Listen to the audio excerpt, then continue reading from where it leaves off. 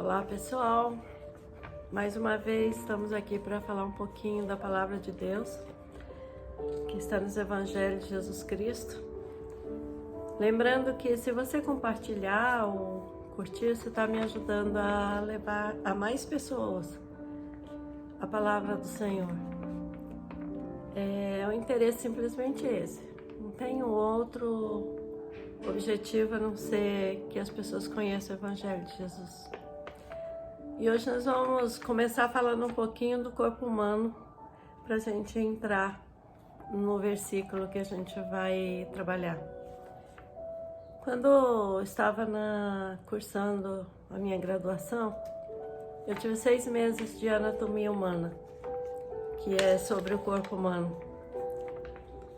E aí eu pude perceber muita coisa que dá pra gente estar comparando hoje com a palavra que eu vou dizer hoje.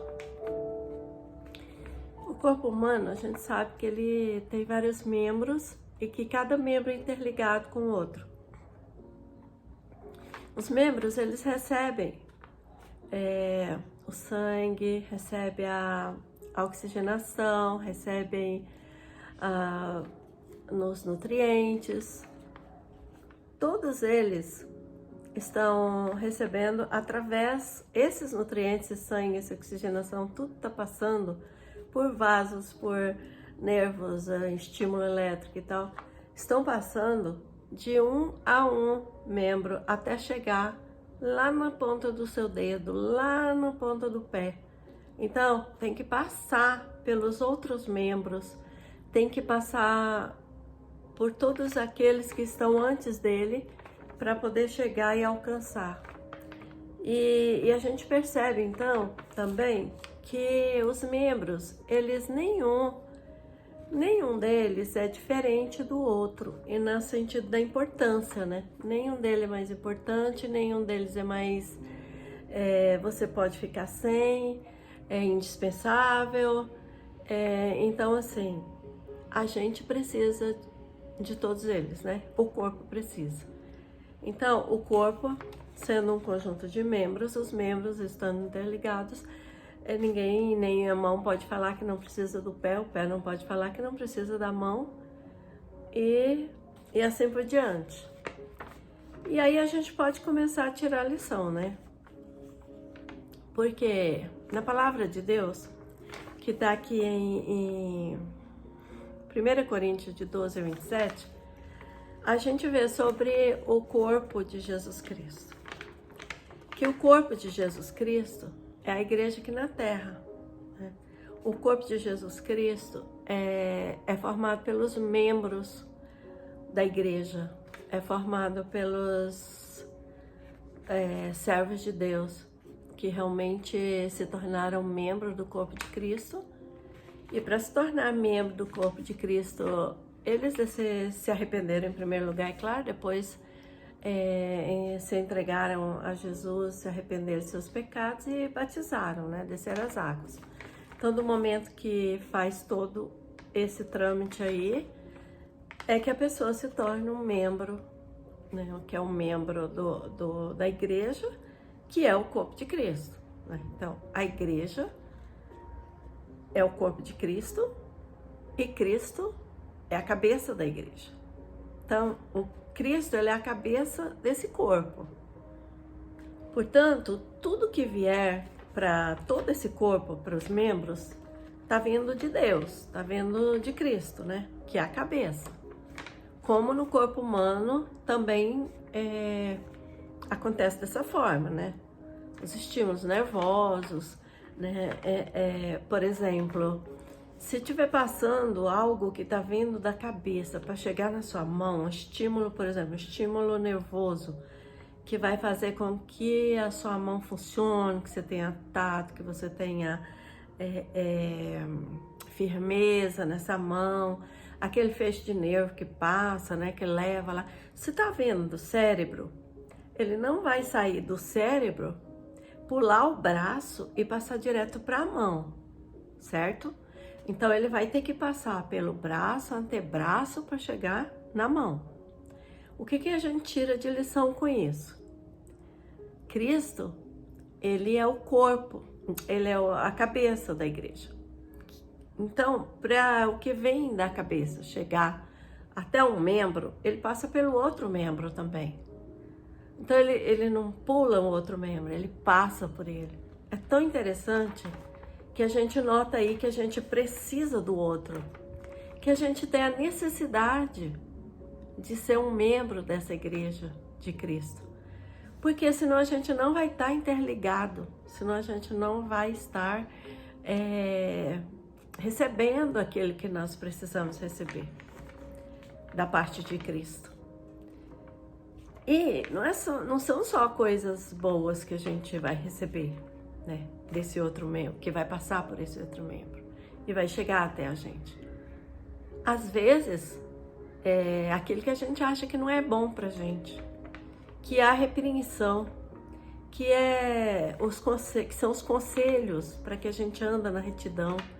Porque às vezes tem um membro que ele está mais conectado com Cristo. E aí ele passa para aquele outro conselhos, informações, para que aquele outro não sofra também. Principalmente no caso, né, do corpo de Cristo, se alguém está cometendo alguma coisa errada, se alguém está fazendo algo que desagrada ao Senhor segundo a palavra, e o outro membro chama ele a atenção no meu sentido, né, de orientar, e ele não aceita, e muitas vezes ele está até já em um pecado grave, e ele não aceita aquele membro, aquele outro membro, passar para ele aquela informação de que ele está errado e que ele precisa se consertar, e ele acha que, e até diz às vezes que ninguém manda nele, que ele está falando direto com Cristo e que ele não precisa de ninguém para ajudá-lo. Muitas vezes ele renuncia, ele não aceita aquela ajuda. É como se a mão, por exemplo, não estivesse aceitando os estímulos do cérebro, e aí ela começa a morrer, a deteriorar. A sua mão, um exemplo do seu corpo, começa a deteriorar, e aí o que tem que ser feito? Ela tem que ser tirada. Se não tem conserto, se não tem jeito de resolver, ela tem que ser amputada, certo? Então, da mesma forma, são os membros de Cristo, os membros do corpo de Cristo. Se um membro, ele está desencaminhando, está tendo problemas, e ele não quer aceitar a ajuda de outros membros, que seja o líder, porque o líder também é um membro, né? Que a cabeça é Cristo, então todos são membros. Então, se a gente não aceitar, o que tem que ser feito? Tem que ser cortado. Tem que ser cortado, não vai mais poder ser um membro da igreja. E a pessoa às vezes não aceita isso, porque não pode excluir, tem que incluir. Mas faz uma comparação na sua mão. Se você deixar a sua mão ali do jeito que ela tá, além dela estar morta, além dela estar inócua ali, ela vai passar para os outros membros a contaminação. E aí você vai começar a ter infecção generalizada. E não é diferente com a igreja do Senhor. Você vai contaminar a igreja. A pessoa vai contaminar a igreja, então ela precisa ser cortada. E tanto os membros do nosso corpo, como nós, os membros do corpo de Cristo, nós precisamos entender isso, que existem membros que podem ser cortados, que devem ser cortados, se eles não dão ouvido, né? Se eles não querem aceitar o certo, para não se deteriorar no meio do corpo. E também existe formas de você enxertar. Então, quando você batiza, que você se torna membro, você é um enxerto novo. Assim como um transplante que você faz no seu corpo, E aí o seu corpo pode rejeitar ou aceitar aquele implante. E se ele rejeitar, tem que ser cortado imediatamente, novamente, retirado, senão ele mata o corpo. E não é diferente com aquele membro que não está condizendo com o enxerto, com ser enxertado naquele corpo. Então ele tem que ser realmente retirado novamente. Então quando se retira, se trata o corpo e se tenta de novo o enxerto novamente. E se tenta o transplante novamente. E assim também é no corpo de Cristo. Não é cortar, excluir para mandar para as profundezas do abismo. Não, é pelo contrário. É para que a pessoa medite, reconheça os seus erros, a sua arrogância, a sua petulância, a sua falta de humildade e se volte a Jesus de novo, né? E se volte à igreja com a intenção de realmente ser membro do corpo de Cristo. Nós temos um versículo aqui também, que é Mateus 18:7, que é onde fala. Eu também quero citar esse versículo, porque esse versículo ele fala sobre a questão de excluir aquele membro do corpo de Cristo se ele não estiver condizendo com a realidade, que é a realidade cristã, que é a realidade bíblica. Então aqui diz que a gente tem que considerar essa pessoa, se ele não quiser mudar, ser transformado, aceitar o processo de transformação, então ele tem que ser retirado. Aqui fala nesses versículos. E ele tem que ser considerado a partir de então como uma pessoa sem fé, como um pagão, como diz lá, como um republicano, como um publicano, desculpa. Porque os publicanos, quem eram os publicanos? Eram aqueles que só faziam as coisas erradas, né? Que nós temos também hoje em nossas realidades, né? Nossa realidade. Que cobra indevidos impostos, indevidamente. Os publicanos, eles eram ladrões mesmo, eles roubavam mesmo. Roubavam o dinheiro público. Então, na Bíblia, aqui nesse versículo, Mateus diz que a gente primeiro conversa com esse membro da igreja. Mas se ele não quiser ouvir, chama 2 testemunhas, segundo está aqui escrito, e conversa de novo. Se ainda assim ele for arrogante, não tiver humildade, não quiser ouvir nem aprender, aí tem que ser considerado como uma pessoa que nunca foi um membro do corpo de Cristo. Então o que eu quero deixar hoje, que nós estamos chegando à Páscoa, os dias em que se comemora a Páscoa de Jesus, que a gente considera a sua ressurreição, né? Porque ele morreu, mas ele não ficou morto, então a gente não...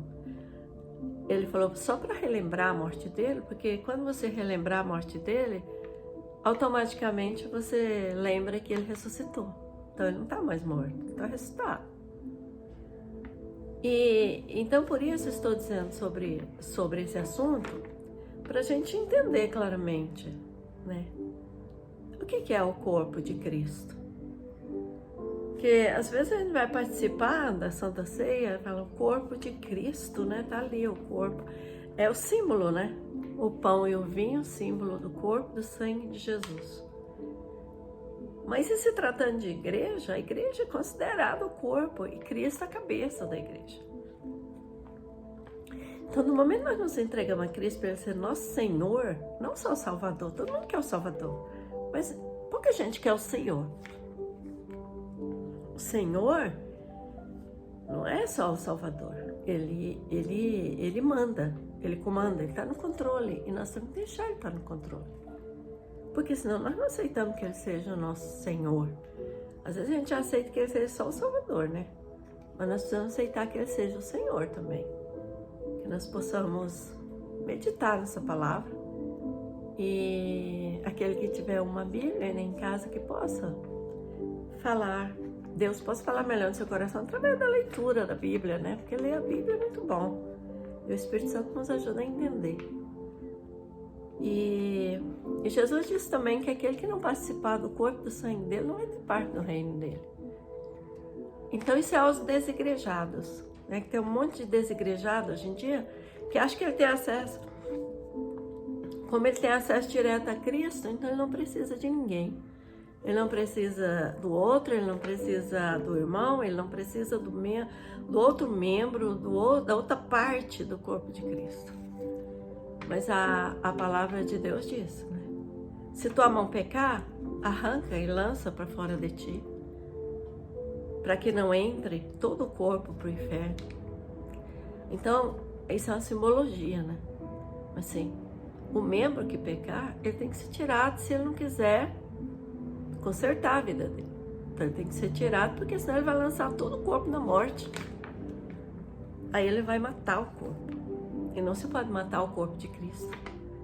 Mas a gente vê hoje em dia muitas igrejas mortas, né? Principalmente essas que querem ser muito inclusivas, né? Só incluir, e aí inclui todo o pecado, a sujeira, a podridão. E com isso, gente, nós temos que pensar, isso é coisa muito séria. E com isso a gente traz, quando um corpo deteriora, um pedaço, uma mão, um pé deteriora, é podre, tem mau cheiro. E se não sarar, e se não recuperar, e tiver que tirar, vai tirar, mas não tem outra alternativa a não ser excluir mesmo. Porque senão vai matar o corpo, vai matar a igreja.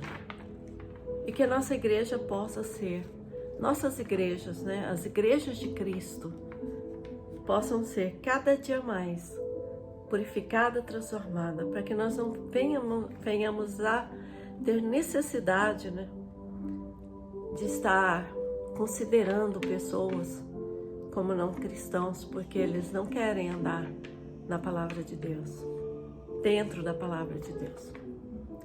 Fiquem com Deus, até o próximo vídeo.